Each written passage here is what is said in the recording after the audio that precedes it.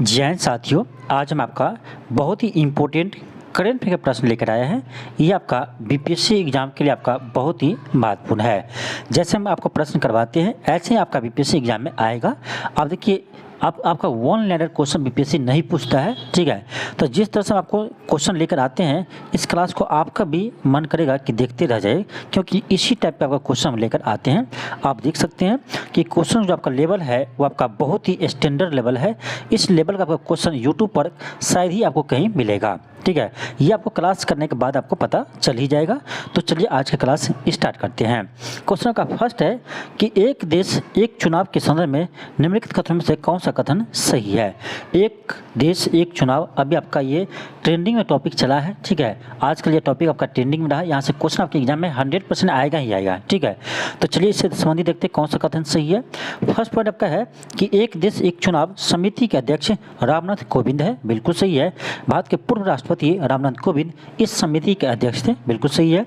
और इस समिति के कुल 8 सदस्य है, बिल्कुल सही है ये भी कि इस समिति में आपका कुल 8 सदस्य है। फिर आपका थर्ड है कि भारत में इससे पहले 1952, 1957, 1962 और 1967 में लोकसभा और विधानसभा के चुनाव एक साथ कराए जा चुके हैं, ये भी सही है।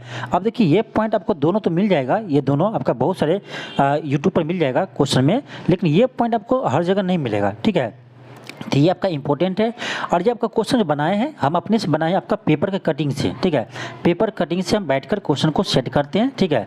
पॉइंट को इस वहाँ से लेकर हम क्वेश्चन बनाते हैं, ठीक है। तो ऐसा क्वेश्चन आपका यूट्यूब पर शायद ही कहीं मिलेगा, ये आपको क्लास करने के बाद ही पता चलेगा, ठीक है। तो आपका थर्ड भी सही है। फोर्थ आपका है कि 1983 में चुनाव आयोग की रिपोर्ट के एक साथ एक चुनाव कराने का प्रस्ताव रखा गया था। यानी 1983 में चुनाव आयोग ने एक रिपोर्ट प्रकाशित किया था, उसमें भी यह बात कहा गया था एक साथ एक चुनाव यानी एक राष्ट्र एक चुनाव कराने के बाद इसमें भी आपका कहा गया था। तो ये भी आपका सही है। फिर आपका 5 है कि 2016 में एक सुदर्शन नेपचियन की अध्यक्षता में संसदीय समिति ने एक साथ चुनाव कराने की सिफारिश की थी, ये भी सही है, ठीक है। 5वां कथन भी आपका सही है। तो इसमें आपका सारा कथन आपका सही है। तो इसका आंसर आपका हो जाएगा ऑप्शन डी 1, 2, 3, 4 एंड 5, ठीक है। सॉरी थोड़ा सा ये आपका टाइपिंग में मिस्टेक हो गया, ये आपका यहाँ लाइन पर आ गया है। तो आप ध्यान रखिएगा ऑप्शन डी में जो आपका है ये आपका 5 ऑप्शन है 1, 2, 3, 4, 5, ठीक है। यानी सभी कथन आपका सही है। अब चलिए आगे बढ़ते हैं, हम अगला क्वेश्चन देखते हैं। ये क्वेश्चन भी आपका शानदार क्वेश्चन है। क्वेश्चन कर आपका कि निम्नलिखित कथनों पर विचार कीजिए, कर कौन सी कथन सही है। अब देखिए फर्स्ट कथन का है कि देश की सबसे लंबी समुद्री सेतु अटल सेतु है, बिल्कुल सही है। सेकंड है कि अटल सेतु की लंबाई 21.8 किलोमीटर है, ये भी सही है। और आपका ये हाल ही में बीपीएससी द्वारा आपका जो टीचर के एग्जाम हुआ था टियर 3 इसमें यह क्वेश्चन आपको पूछा गया था, अटल सेतु की लंबाई पूछा गया था। तो 21.8 किलोमीटर है, याद रखिएगा। तीसरा आपका पॉइंट है कि यह पुल सेबरी को नाहवा सेवा से जोड़ती है, बिल्कुल सही है। या इसको कह सकते हैं कि मुंबई को नवी मुंबई से जोड़ती है, ठीक है। तो ये आपका थर्ड भी सही है। फोर्थ का आपका कि अटल सेतु का उद्घाटन प्रधानमंत्री श्री नरेंद्र मोदी द्वारा 12 जनवरी 2024 को किया गया है, ये भी आपका सही है। 5 है अटल सेतु की आधारशिला प्रधानमंत्री नरेंद्र मोदी ने 24 सितंबर 2016 को रखी थी, ये भी आपका सही है। तो आपका 1, 2, 3, 4, 5 पाँचों कथन आपका सही है। तो इसका आंसर क्या होगा, ऑप्शन डी हो जाएगा 1, 2, 3, 4 एंड 5, यानी सभी कथन आपका सही है। देखिए ऐसा प्रश्न हम आपको अपने से बनाए हैं, बार बार कर आपका पेपर कटिंग से इस क्वेश्चन को सेट किया गया है, जिससे आपको सारा पॉइंट आपको याद हो जाए। अटल सेतु के बारे में जितने भी आपका इंपॉर्टेंट पॉइंट है सारा आपका एक ही क्वेश्चन में आ जाए और सारा पॉइंट आपको याद हो जाए। देखिए यहाँ पर क्वेश्चन सोल्व करना बड़ी बात नहीं है, एग्जाम में क्वेश्चन को सोल्व करना बड़ी बात है। तो हो सकता है आपका ये 5 आपका ये पॉइंट है अटल सेतु से, हो सकता है आपका एग्जाम में कि यहाँ से 3 पॉइंट लेकर क्वेश्चन बना दे या 4 पॉइंट लेकर क्वेश्चन बना दे, या हो सकता है आपका एक ही पॉइंट लेकर क्वेश्चन बना दे। तो यहाँ से आपका कोई भी क्वेश्चन बनेगा आपका अटल सेतु से, तो अब आपका क्वेश्चन बन जाएगा, ठीक है। ये आपका इंपॉर्टेंट पॉइंट था, तो सारा हम क्वेश्चन में इसको इंक्लूड कर दिया है, ठीक है। मेरा मकसद एक ही है कि जो पॉइंट से हम क्वेश्चन करवाते हैं इस पॉइंट से आपका सारा पॉइंट आपको याद हो जाना चाहिए, ठीक है। अब नेक्स्ट क्वेश्चन आपका क्वेश्चन थर्ड है। अब देखिए ये भी क्वेश्चन आपका बहुत ही ट्रेंडिंग क्वेश्चन है और बहुत ही इंपॉर्टेंट क्वेश्चन है। ठीक है, क्वेश्चन का आपका एक राष्ट्र एक चुनाव को लागू कराने के लिए किन अनुच्छेदों में संशोधन करना होगा। अब देखिए ये क्वेश्चन बहुत इंपॉर्टेंट इसीलिए है क्योंकि आपका हाल ही में एक राष्ट्र एक चुनाव से संबंधित आपका जो समिति बने थे जिसका अध्यक्ष थे पूर्व राष्ट्रपति रामनाथ कोविंद जी ने, इसने आपका रिपोर्ट प्रस्तुत कर दिया सरकार को। ठीक है, तो रिपोर्ट सबमिट कर दिया है और इस पर चर्चा हो रहा है कि आपका अगला चुनाव जो 29 में होगा ये आपका एक ही साथ चुनाव होगा, लोकसभा विधानसभा। ठीक है, और उसके चुनाव के 100 दिन के बाद आपका यानी जो यानी पंचायत चुनाव है और निकाय का चुनाव है वो होगा। ठीक है, तो रिपोर्ट ये जारी कर दिया है, रिपोर्ट भी प्रस्तुत कर दिया है। इसलिए आपका ये इंपॉर्टेंट क्वेश्चन हो जाता है कि यदि ये आपका लागू हो जाता है तो किन अनुच्छेद में संशोधन करना होगा। ठीक है, तो अनुच्छेद 83, अनुच्छेद 85, अनुच्छेद 356, अनुच्छेद 172 और 174 में संशोधन करना होगा।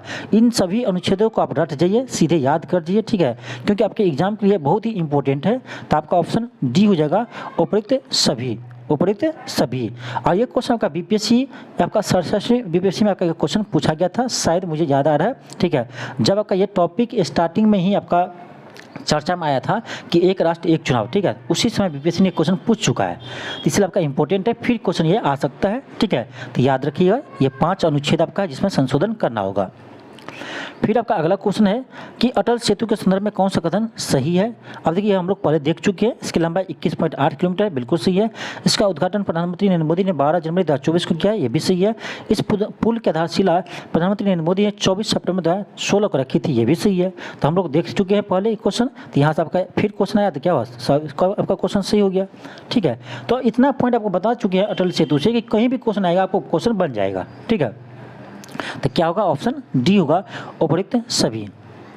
थोड़ा सा आवाज़ में हो सकता है प्रॉब्लम आपको मिले क्योंकि मुझे थोड़ा सा खांसी हुई है। ठीक है, सर्दी खांसी हुआ, जुकाम हो गया, इसलिए थोड़ा सा बोलने में प्रॉब्लम हो रहा है। ठीक है, क्वेश्चन आपका 5 है, कर आपका हाल ही में भारतीय राष्ट्रीय भुगतान निगम ने यूपीआई जैसे तत्काल भुगतान प्रणाली विकसित करने के लिए किस दक्षिण अफ्रीकी बैंक के साथ समझौता किया है। तो ये क्या आपका बैंक ऑफ नामीबिया के साथ, ऑप्शन सी होगा। देखिए जितने भी हम क्वेश्चन करवाते हैं ये सारा क्वेश्चन आपका स्टैंडर्ड होता है। ठीक है, जो आपके एग्जाम में सीधे आएंगे। ठीक है, आपको कोई भी हम फालतू क्वेश्चन नहीं करवाते, ध्यान रखिएगा। लेट से हम क्लास लेकर आते हैं। ठीक है, एक ही क्लास करवाएंगे, 20 क्वेश्चन ही करवाएंगे, लेकिन सारा आपका इंपॉर्टेंट ही क्वेश्चन करवाएंगे जो आपके एग्जाम में आ सकते हैं। ठीक है, ऐसा नहीं कि फालतू क्वेश्चन लेकर बैठ जाए कि चलो आज 500 क्वेश्चन हल करते हैं। ठीक है, अब 500 क्वेश्चन हल तो कर लेंगे लेकिन इसमें से एक भी क्वेश्चन आएगा एग्जाम में कि नहीं आएगा उसका कोई था नहीं है, तो ऐसा प्रश्न बनाने से कोई फायदा नहीं है।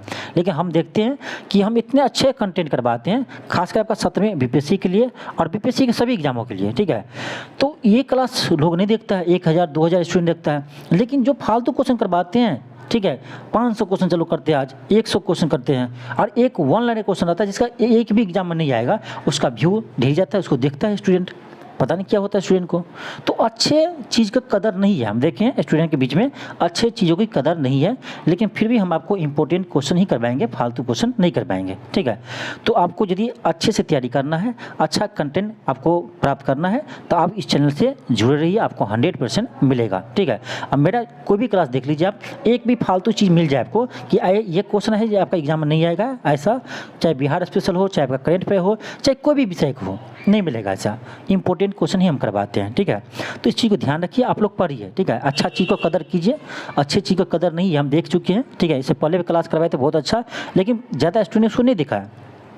ठीक है, अब देखिए एक क्वेश्चन आपका है कि 16वें वित्त आयोग के संबंध में कौन सा कथन सही है। 16वें वित्त आयोग का हाल ही में आपका गठन हुआ है, तो यहाँ से क्वेश्चन बनना ही बनना है। देखिए करेंट अफेयर जो आपका एग्जाम में होता है कि क्वेश्चन कहाँ से आएगा, क्या पढ़े ना पढ़े, ये आपको था नहीं लगता। क्यों नहीं लगता? क्योंकि आपको पता ही नहीं कहाँ से क्वेश्चन आएगा। मुझे पता है जितने टॉपिक आपका ट्रेंडिंग में रहा है इस साल, ठीक है, वहाँ से क्वेश्चन आएगा और कहाँ से आएगा। तो 16वें वित्त आयोग का गठन इसी साल हुआ है, तो यहाँ से प्रश्न बनने वाला है। ठीक है, तो यहाँ से क्वेश्चन आपको बनेगा।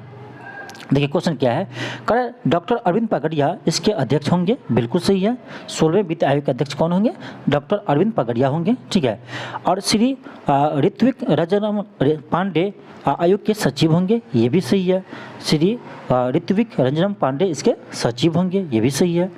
थर्ड है कि 16वें वित्त आयोग अप्रैल 2025 से शुरू होकर 5 साल तक की अवधि के लिए कार्य करेगा।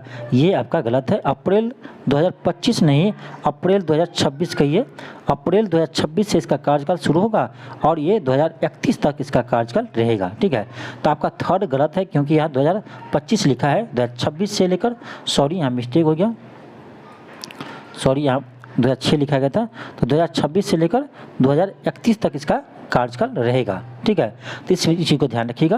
तो आपका थर्ड गलत हो गया, तो कौन सा सही होगा? आपका केवल 1 और 2 सही है, तो आपका ऑप्शन नंबर क्या होगा?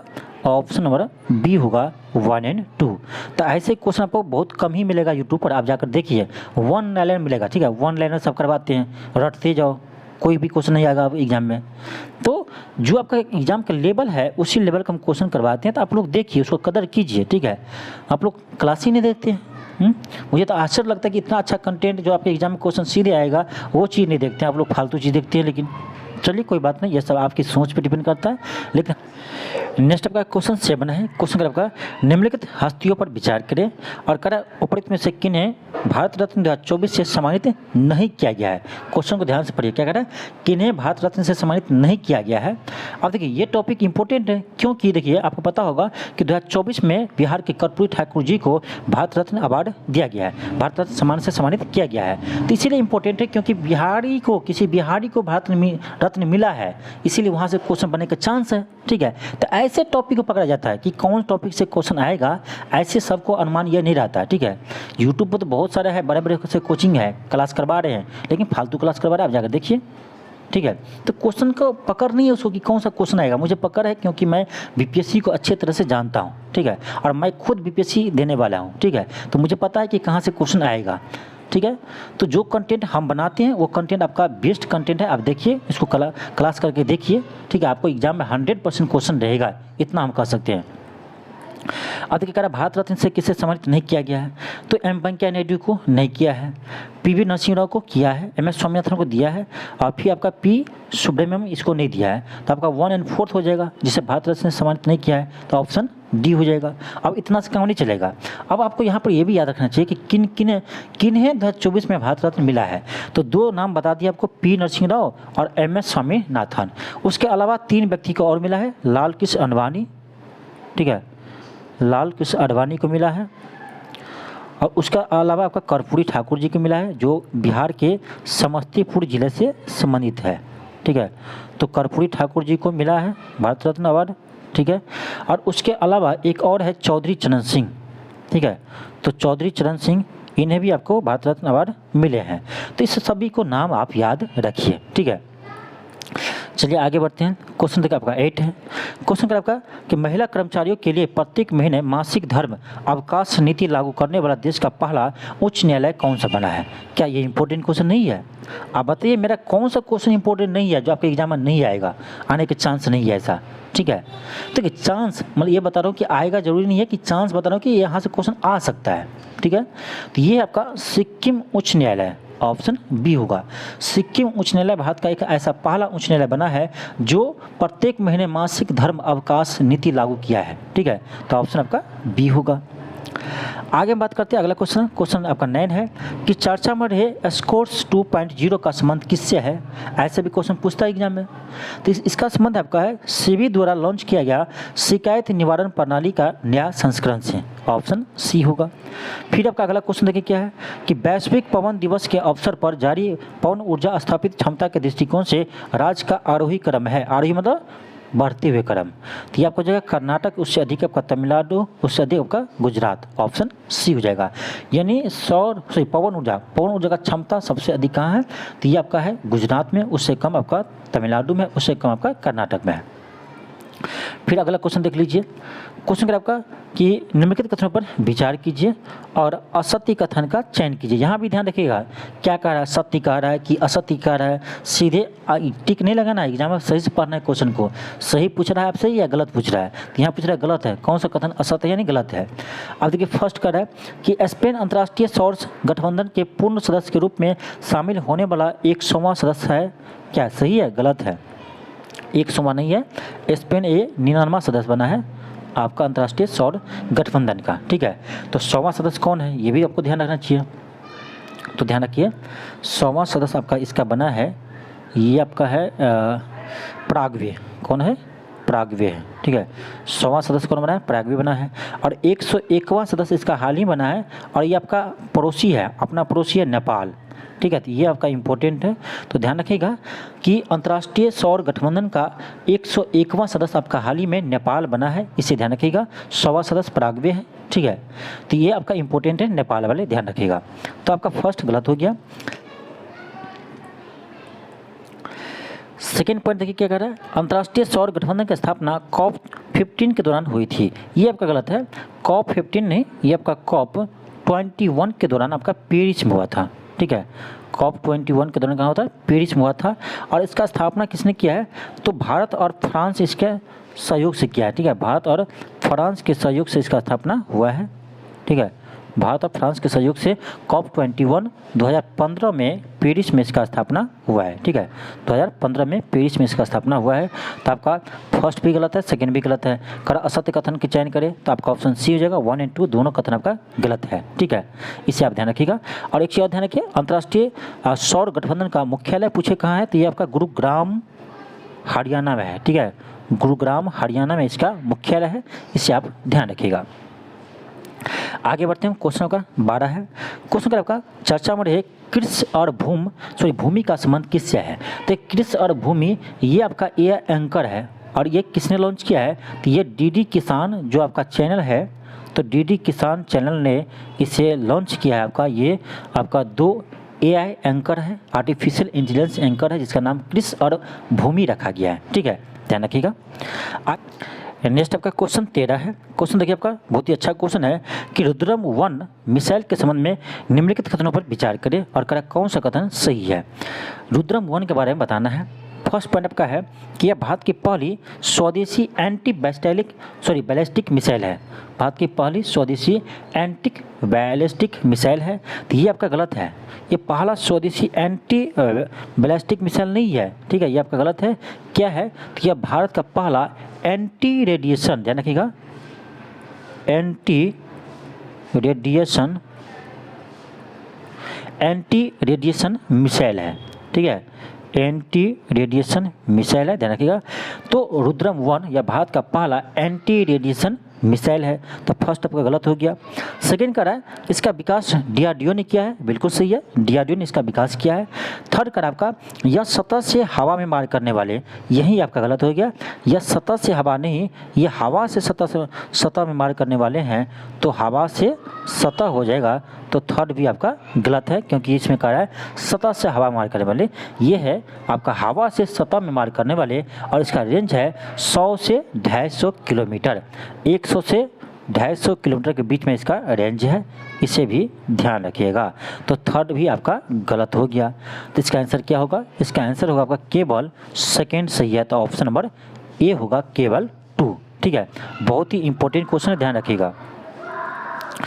आगे हम बढ़ते हैं, अगला क्वेश्चन का देखिए। क्वेश्चन का आपका 2024-25 के लिए SCO पर्यटन और सांस्कृतिक राजधानी के रूप में किसे घोषित किया है। तो ये किया आपका चीन के किंगदाओ शहर को, ऑप्शन डी होगा। चीन के किंगदाओ शहर को घोषित किया है। और यहाँ से आप एक चीज़ ध्यान रखिए SCO के बारे में, ये आपका यहाँ से क्वेश्चन आने का चांस है एग्जाम में, क्योंकि SCO का हाल ही में आपका बैठक पाकिस्तान के इस्लामाबाद में हुआ है, और इसमें भारत के विदेश मंत्री S जयशंकर ने भाग लिया था। तो ये आपका इम्पोर्टेंट इसीलिए हो जाता है क्योंकि ये आपका पाकिस्तान में इसका समिट हुआ है। ठीक है, तो यहाँ से क्वेश्चन आपका बनने का चांस है। ठीक है, ऐसे ही टॉपिक को पकड़ा जाता है कि कहाँ से क्वेश्चन आएगा। ठीक है, कोई कोचिंग वाला जो है आपको कुछ भी करवा दे रहा, आप लोग पढ़ रहे हैं, ऐसा नहीं है। आप खुद समझिए, खुद सोचिए कि क्वेश्चन का ट्रेंडिंग देखिए बीपीएससी का, कि पिछले ईयर में कहाँ से क्वेश्चन पूछा है, कौन सा टॉपिक से पूछा है, क्यों पूछा है। ठीक है, तो हमने बहुत सारे एनालिसिस किया, 5 साल के पीछे एनालिसिस किया, तो देखें कि जो पॉइंट आपका, जो टॉपिक आपका हाल ही में चर्चा में रहता है, ठीक है, वहाँ से क्वेश्चन आते ही आते हैं। तो SCO बैठक इम्पोर्टेंट है। और आपको देखेंगे आप कि 69वें बीपीएससी में, ठीक है, 69वें बीपीएससी में आप देखेंगे कि आपका G20 से क्वेश्चन पूछा था। क्यों पूछा था, क्योंकि 2023 में आपका G20 का समिट कहाँ हुआ था, भारत में हुआ था, इसीलिए वहाँ से क्वेश्चन पूछा था। ठीक है, तो इसीलिए ऐसे ही आपको पकड़ना होगा कि कहाँ से, कि किस टॉपिक से क्वेश्चन आएगा, क्यों पूछता है वहाँ से? तो क्योंकि देखिए ये इंपॉर्टेंट है, ये आपका चर्चा में रहा है, इसलिए वहाँ से क्वेश्चन आया था। तो इसी तरह से इस साल आपका एससीओ का बैठक कहाँ हुआ है? तो ये आपका 2024 में पाकिस्तान के इस्लामाबाद में हुआ है, ठीक है, इसीलिए आपका इंपॉर्टेंट है। तो एससीओ के बारे में आपको हर चीज़ आपको पता रहना चाहिए। एससीओ का स्थापना कब हुआ था, एससीओ में भारत का सदस्य एससीओ का कब बना था, ठीक है, और एससीओ का मुख्यालय कहाँ है, ठीक है, और एससीओ के सदस्य कौन है, एससीओ में आपका पूरे देश के पूरे विश्व के जनसंख्या कितना % हिस्सा लेते हैं। तो यहाँ से आपका क्वेश्चन बनते हैं एग्जाम में, ठीक है, तो इसको आपको ध्यान रखना होगा। तो चलिए हम चर्चा कर लेते हैं थोड़ा सा। तो देखिए एससीओ का जो आपका स्थापना हुआ था, इससे पहले आप याद रखिए, तो एससीओ का आपका स्थापना हुआ था, ये आपका 2001 में हुआ था, ठीक है, 2001 में एससीओ का स्थापना हुआ था। और ये कहाँ हुआ था, तो इसका भी ध्यान रखिए, ये चीन के एक शहर आपका संघाई, तो चीन के संघाई शहर में हुआ था, ठीक है, जून 2001 में संघाई में हुआ था, ठीक है, एक पॉइंट हो गया। दूसरी बात कि भारत इसका सदस्य कब बना एससीओ का, तो 2017 में, ध्यान रखिएगा 2017 में आपका भारत और पाकिस्तान एक ही साथ इसका सदस्य बना है, ठीक है, भारत और पाकिस्तान दोनों एक ही साथ एससीओ का सदस्य बना है 2017 में। दूसरी पॉइंट आपको याद हो गया। तीसरा पॉइंट आपको याद रखना है कि इसका मुख्यालय कहाँ है, तो इसका मुख्यालय आपका चीन के बीजिंग शहर में है, इससे आप ध्यान रखिएगा। इसका मुख्यालय हेडक्वार्टर कहाँ है, तो इसका हेडक्वार्टर आपका है चीन के बीजिंग शहर में, ठीक है, ये आपका तीसरा पॉइंट हो गया याद रखने के लिए। और एक चीज़ ध्यान रखिए, यहाँ से आप क्वेश्चन आपका ज़्यादा बनता है अब आपका कि एससीओ जो है ये कितने यानी जनसंख्या को प्रतिनिधित्व करता है। तो ध्यान रखिएगा ये आपका यूरेशिया के, ठीक है, यूरेशिया के जनसंख्या के कुल जनसंख्या का 60% से अधिक का ये आपका यानी प्रतिनिधित्व करता है। और पूरे विश्व को देखा जाए, पूरे विश्व की जनसंख्या का कितना % करता है, तो पूरे विश्व का लगभग 40% से अधिक जनसंख्या का प्रतिनिधित्व करता है एससीओ। ऐसा ही क्वेश्चन आपका G20 से बना था, आप जाकर देख लीजिए, ठीक है। और ध्यान रखिएगा कि ये पूरे विश्व के जीडीपी का कितना % ये भागीदारी है एससीओ में, तो पूरे विश्व के जीडीपी का 1/4, ठीक है, 1/4 भाग आपका ये प्रतिनिधित्व करते हैं। और यहीं से एक प्रश्न आपका बनेगा, यहीं से प्रश्न आपका G20 से संबंधित आपका 69वें बीपीएससी में पूछा गया था, ठीक है, तो इस पॉइंट को आप ध्यान रखिए। अब अगला पॉइंट चलिए देखते हैं। अगला पॉइंट आप याद रखिए कि एससीओ के सदस्य कौन कौन से देश है, ठीक है। तो देखिए एससीओ के सदस्य आपका 8 सदस्य है वर्तमान में, तो चीन, भारत, पाकिस्तान, चीन, भारत, पाकिस्तान, उसके बाद आपका है रूस, ठीक है, चीन, भारत, पाकिस्तान, रूस, उसके बाद आपका है किर्गिस्तान, ठीक है, सॉरी थोड़ा सा किर्गिस्तान, ठीक है, किर्गिस्तान है।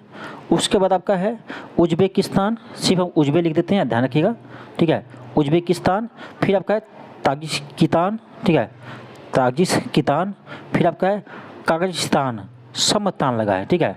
तो ये सभी आपका एससीओ का सदस्य है, चीन, भारत, पाकिस्तान, रूस, किर्गिस्तान, उज्बेकिस्तान, ताजिकिस्तान और काजाकिस्तान, ठीक है। तो ये आपका 8 सदस्य है एससीओ का, इसे का नाम आप याद रखिएगा। हालांकि इसका पीडीएफ जो मिलेगा, इस पीडीएफ में आपका पूरे डिटेल्स में सोल्यूशन रहेगा, ठीक है। अब चलिए आगे बढ़ते हैं, अगला क्वेश्चन आपको देखते हैं। अब देखिए ये भी क्वेश्चन आपका इम्पोर्टेंट है, क्योंकि हाल ही में आप देखे होंगे कि भारत सरकार ने 25 जून को संविधान हत्या दिवस मनाने की घोषणा की है, तो इसीलिए आपका इम्पोर्टेंट है, यहाँ से क्वेश्चन आ सकते हैं, ठीक है। तो क्वेश्चन कर आपका कि संविधान हत्या दिवस के संदर्भ में निम्नलिखित कथनों पर विचार कीजिए। फर्स्ट पॉइंट आपका है कि 25 जून 1975 को पहली बार देश में राष्ट्रीय आपातकाल लगाया गया था। ये गलत है, पहली बार नहीं लगाया था। हाँ, पहली बार ये आंतरिक अशांति के आधार पर कहा जाए तो आंतरिक अशांति के आधार पर पहली बार होगा, लेकिन ऐसे आपका ये तीसरी बार आपातकाल लागू किया है 1975 में। तो फर्स्ट पॉइंट आपका गलत है, क्योंकि ये कह रहा है पहली बार नहीं है, ये तीसरी बार है, ठीक है। तीसरी बार 1975 में राष्ट्रीय आपातकाल लागू हुआ था। पहली बार कब हुआ था ये भी हम देख लेते हैं, ठीक है। पहली बार आपका राष्ट्रीय आपातकाल कब लागू हुआ था, इस बात को ध्यान रखिए। तो पहली बार आपका भारत और चीन के युद्ध के समय लागू हुआ था, और ये हुआ था आपका 1962 में, ठीक है। प्रथम बार जब आपका भारत और चीन का युद्ध हुआ रहा था उस समय आपका 1962 में राष्ट्रीय आपातकाल लागू हुआ था, ठीक है। और दूसरी बार आपका 1971 में आपातकाल लागू हुआ था, दूसरी बार, और उस समय आपका भारत और पाकिस्तान युद्ध चल रहा था, ठीक है। 1971 में भारत पाकिस्तान युद्ध चल रहा था, उस समय आपका दूसरी बार राष्ट्रीय आपात लागू हुआ था। और तीसरी बार 1975 में लागू किया था। अब देखिए एक चीज़ समझ में आता है आपको कि 1962 में युद्ध हो रहा था चीन के साथ, इसीलिए लागू किया था, ठीक है, युद्ध के आधार पर लागू किया। 1975 में भी आपका पाकिस्तान के साथ युद्ध हो रहा था तो युद्ध के आधार पर लागू किया। लेकिन 1975 में कौन सा युद्ध हो रहा था, किस देश के साथ हो रहा था, ये बताइएगा कि यहाँ पर राष्ट्रीय आपातकाल लागू कर दिया। तो ये मनमौजी के लिए किया था 1975 में, ठीक है, मन मर्जी के लिए, ठीक है। आपको पता होगा कि राष्ट्रीय आपातकाल जब लागू होता है तो आपका जो मौलिक अधिकार है वो छीन लिया जाता है, ठीक है। तो मौलिक अधिकार छीन लिया गया था जनता का, ठीक है। तो उसी समय इंदिरा गांधी ने इसका दुरुपयोग किया था और बहुत ज़्यादा दुरुपयोग किया था, ठीक है। तो जो क्रूरता का हद होते हैं उसको भी पार कर गया था 1975 में। और लोग कहते हैं मोदी तनाशा है, ठीक है, ये मुझे समझ में नहीं आता है, ठीक है। और जो कहते हैं वही देखिए 1975 में आपका ऐसे जो राष्ट्रीय आपातकाल लागू किया था वो भी आपका आंतरिक अशांति के आधार पर लागू किया था कि देश में क्या अशांति है, ठीक है। ये कौन सा अशांति था भाई, आपके लिए अशांति था क्योंकि आपको सुप्रीम कोर्ट ने आयोग घोषित कर दिया था कि आप गलत तरीके से चुनाव जीते हैं, कौन, इंदिरा गांधी। तो उसी से बचने के लिए कि वो पीएम कैसे बनी रहेगी उसी लिए क्या किया, वो रातों रात राष्ट्रीय आपातकाल लागू कर दिया, किसके नाम पर, तो आंतरिक अशांति के नाम पर, ठीक है। और उसके बाद मनमर्जी किया उसको, ठीक है, 1 साल अपना कार्यकाल बढ़ा लिया। तो आपातकाल में आपका मौलिक अधिकार छीन लिया था तो आप कुछ नहीं कर सकते हैं, ठीक है। तो इसका गलत उपयोग किया था, दुरुपयोग किया था, इसीलिए भारत सरकार इसी को याद रखने के लिए कि कैसे संविधान का हत्या किया था 25 जून को आपका प्रत्येक वर्ष आपका संविधान हत्या दिवस मनाया जाएगा। और ये बहुत अच्छा निर्णय है, कम से कम याद तो रहे जनता को कि क्या हुआ था 1975 में, ठीक है, ठीक है। तो आपका फर्स्ट आपका गलत है क्योंकि ये लिखा है पहली बार, ये तीसरी बार हुआ है। और आपका सेकेंड जो है आपातकाल लगभग 21 महीने तक चला था, ये सही है, 21 महीना तक आपातकाल चला था, ठीक है। यानी 21 महीने तक जनता को कुचला गया था, जनता ही नहीं सभी पार्टी के जितने भी नेता हैं सबको जेल में कर दिया था, ठीक है, किसी को नहीं छोड़ा था। और लोग कह रहे मोदी तनाशा है, तो इंदिरा गांधी क्या थी। थर्ड कार्ड आपका अनुच्छेद 359 आपातकाल के दौरान अनुच्छेद 19 को निलंबित से संबंधित है, ये आपका गलत है। क्यों गलत है, क्योंकि देखिए ये 359 के तहत नहीं होता है, 358 के तहत होता है, ठीक है। जब आपका राष्ट्रीय आपातकाल लागू होता है तो अनुच्छेद 358 के तहत आपका अनुच्छेद 19 को निलंबित कर देते हैं, जो आपका ये आपका जो मौलिक अधिकार है अनुच्छेद 19 में उसको आपको हनन कर लेते हैं, यानी उसको निलंबित कर देते हैं, ठीक है। तो ये आपका यहाँ 359 नहीं होगा, 358 होगा, तो थर्ड आपका गलत है। अब देखिए एक चीज़ और ध्यान रखिए, 359 के तहत क्या होता है, तो अनुच्छेद 359 के तहत आपका अनुच्छेद 20 और 21 के मौलिक अधिकार को छोड़ करके बाकी जितने भी आपका मौलिक अधिकार है उसका निलंबित करते हैं, ठीक है। तो मौलिक अधिकार को जब निलंबित कर ही देगा तो आपको बचेगा क्या, ठीक है। तो ये चीज़ आपको समझ में आ गया कि 1975 में क्यों राष्ट्रीय आपातकाल लागू किया था, तो अपने मौन मर्जी के लिए और अपना पीएम के पद बचाए रखने के लिए किया था, ठीक है, आप सोच सकते हैं। और वही कांग्रेस आज कह रहे कि मोदी तनाशा है, ये मुझे समझ में नहीं आता है। जो पढ़े लिखे हैं उसको भी समझ में नहीं आता होगा, और जो नाम के लिए पढ़े लिखे हैं उसको कुछ नहीं कर सकते हैं, ठीक है। तो कमेंट बॉक्स में आप लोग उल्टा पुल्टा मत बोलना, क्योंकि मुझे पता है किसको कितना ज्ञान है, ठीक है। तो आपको पता होगा 1975 में कारण क्या था कि राष्ट्रीय आपातकाल लागू किया था, तो आप कुछ नहीं बोलेंगे, ठीक है। चलिए आगे बढ़ते हैं, खैर बात छोड़िए, ये सब सरकार की बात है। अगला क्वेश्चन आपका 16 है कि हाल ही में किस अफ्रीकी देश में एमपॉक्स को बढ़ते मामले के कारण पूरे देश में स्वास्थ्य आपातकाल की घोषणा की गई है, तो ये क्या आपका कांगो, ठीक है, कांगो देश में किया गया है, आपका ऑप्शन ए होगा। आगे बढ़ते हैं, अगला क्वेश्चन है कि किस राज्य सरकार ने विधवा पुनर्विवाह योजना की शुरुआत की है, तो ये क्या आपका झारखंड सरकार, ऑप्शन बी होगा। अगला क्वेश्चन आपका है कि महतरी वंदना योजना की शुरुआत किस राज्य सरकार ने किया है, तो ये क्या आपका छत्तीसगढ़ सरकार ने, ऑप्शन बी होगा। क्वेश्चन आपका 19 है, क्वेश्चन नंबर आपका 14 फरवरी 2024 को प्रधानमंत्री नरेंद्र मोदी ने संयुक्त अरब अमीरात के पहले हिंदू मंदिर का उद्घाटन किया है, इसका निर्माण किस संस्था द्वारा किया गया है, बहुत ही अच्छा क्वेश्चन है। तो ये क्या आपका बुच्च सनवासी अक्षर पुरुषोत्तम स्वामी नारायण संस्था के द्वारा, ठीक है, ऑप्शन सी होगा। आगे बढ़ते हैं, क्वेश्चन का 20 है, क्वेश्चन आपका कि किस टाइगर रिजर्व के पास दुनिया की पहली ब्लैक टाइगर सफारी स्थापना की जाने की योजना बनाई गई है? तो ये क्या आपका Similipal tiger reserve, option D होगा। और ये सिमलीपाल टाइगर रिजर्व कहाँ है? तो ये आपका उड़ीसा में, ध्यान रखिएगा कहाँ है? तो उड़ीसा में है, ठीक है। तो ये था आपका 20 महत्वपूर्ण प्रश्न, ठीक है। 20 क्वेश्चन हम करवाए हैं, लेकिन ये सारा क्वेश्चन आपका इंपॉर्टेंट है, आप समझ सकते हैं कि आपके एग्जाम के लिए कितना इंपॉर्टेंट है, ठीक है।